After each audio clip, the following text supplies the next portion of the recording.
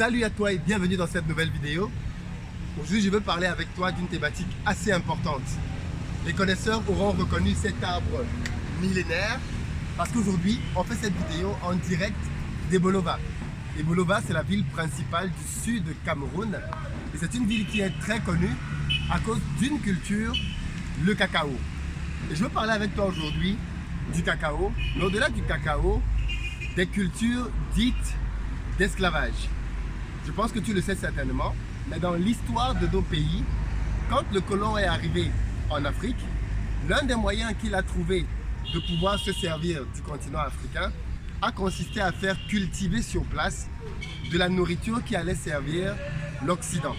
Et donc on retrouve en Afrique beaucoup de pays comme la Côte d'Ivoire, le Ghana, le Nigeria et le Cameroun comme étant des producteurs de cacao. Or, on sait tous que la plupart du temps, les personnes en Afrique ne consomment pas de cacao. D'ailleurs, les cacaoculteurs, parce que c'est comme ça qu'on appelle les personnes qui font du cacao, pour beaucoup d'entre eux ne savent même pas du tout à quoi sert le cacao. Ils n'ont jamais mangé de chocolat de toute leur vie.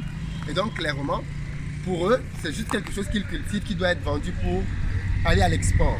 Et on peut donc se poser la question de savoir, est-ce qu'il est pertinent pour des pays africains dans lesquels on ne parvient pas à se nourrir suffisamment, de consacrer énormément de terres à cultiver du cacao?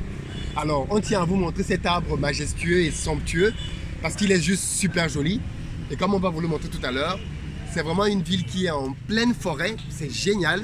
Quand on arrivait ici, c'était à couper le souffle. Donc, je vous invite, si vous n'êtes jamais arrivé à Ebolova, à venir visiter cette ville. Et vous allez vous rendre compte qu'elle est vraiment, vraiment en pleine nature. Et on peut le voir d'ailleurs à l'arrière là. C'est vraiment magnifique ici. C'est super reposant. On est bien heureux d'être arrivé ici.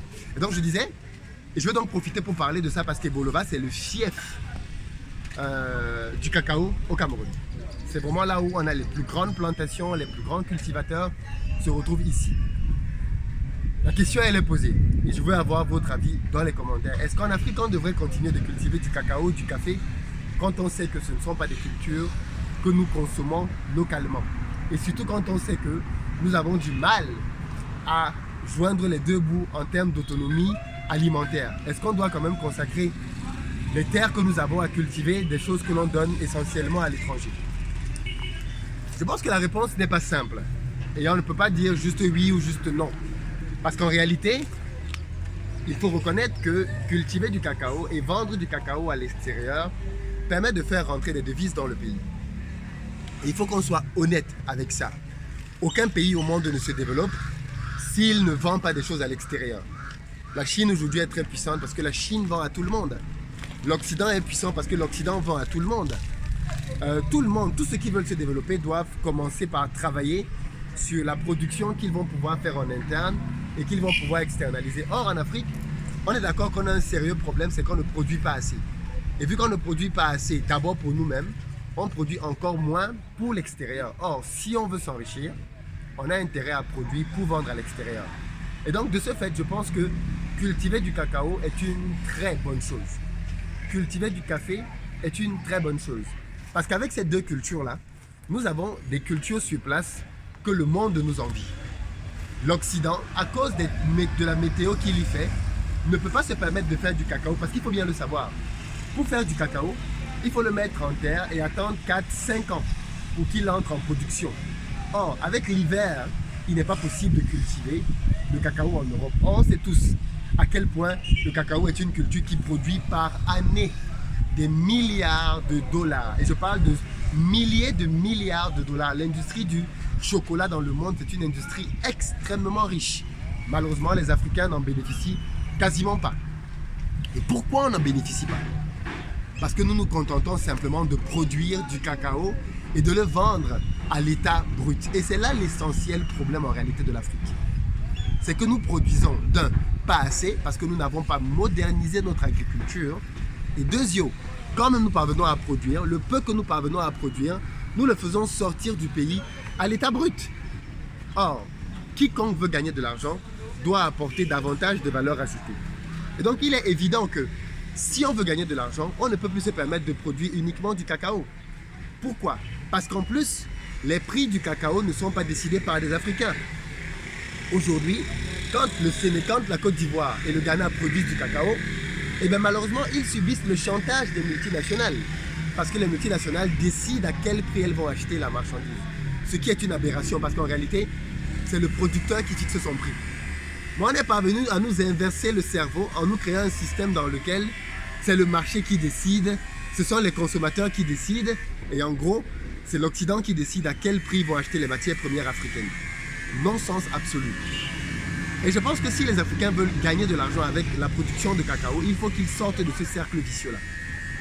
Et pour sortir de ce cercle vicieux, on a simplement qu'à transformer le cacao. Je dis simplement parce que la transformation du cacao n'est pas compliquée. La transformation du cacao ne demande pas d'aller sur la Lune. Ce n'est pas une technologie astronomique. Beaucoup de personnes transforment déjà du cacao en Afrique à l'échelle artisanale. Beaucoup de gens le font déjà. En Côte d'Ivoire, même au Cameroun, on a des sociétés qui fabriquent du cacao à l'échelle locale. Mais maintenant, ce que nos pays doivent apprendre à faire, et ça il faudrait que l'on s'associe pour ça, c'est arrêter de vendre les fèves de cacao. Il faut que l'on continue de produire, parce que le monde entier ne peut pas se passer de chocolat, mais il faut qu'en produisant, désormais, on impose aux industries d'acheter non plus du cacao brut, les fèves de cacao, mais d'effectuer plusieurs opérations de transformation sur le continent. Et ainsi, on vendra avec beaucoup plus de plus-value notre cacao. D'ailleurs, une des solutions, et c'est ce que la Côte d'Ivoire étudie aujourd'hui, consisterait à imposer aux multinationales d'avoir sur place leurs usines de transformation. Et comme ça, le producteur est beaucoup mieux rémunéré, le pays prélève beaucoup plus d'impôts, la technologie arrive parce qu'on industrialise, et tout le monde dans le game est gagnant. C'est la solution. Le versant du Nord mérite quand même aussi d'être souligné parce qu'en réalité, les espaces sur lesquels on cultive du cacao sont parmi les espaces les plus riches du pays. Il faut bien savoir que le colon n'est pas venu choisir des villes comme Eboloba pour rien. Comme j'ai dit, Eboloba c'est une ville forestière, vous pouvez le voir tout autour. C'est une ville extrêmement riche. Le sol est extrêmement riche ici. Et en venant cultiver ici, ils sont venus cultiver là où les terres étaient les plus riches dans le pays. Et donc il y a un problème, n'est-ce pas? C'est qu'on a consacré les terres les plus riches du pays pour une culture qui ne nourrit même pas le pays. Donc, on peut se poser la question de savoir, mais est-ce qu'il ne pourrait donc pas être pertinent de raser ces hectares de cacao pour y cultiver donc des cultures qui vont permettre de faire vivre le pays? Mais en réalité, quiconque connaît un peu le pays sait que c'est un faux débat. Parce qu'à Eboloba, et je l'ai vu en venant, il y a énormément de terres encore disponibles.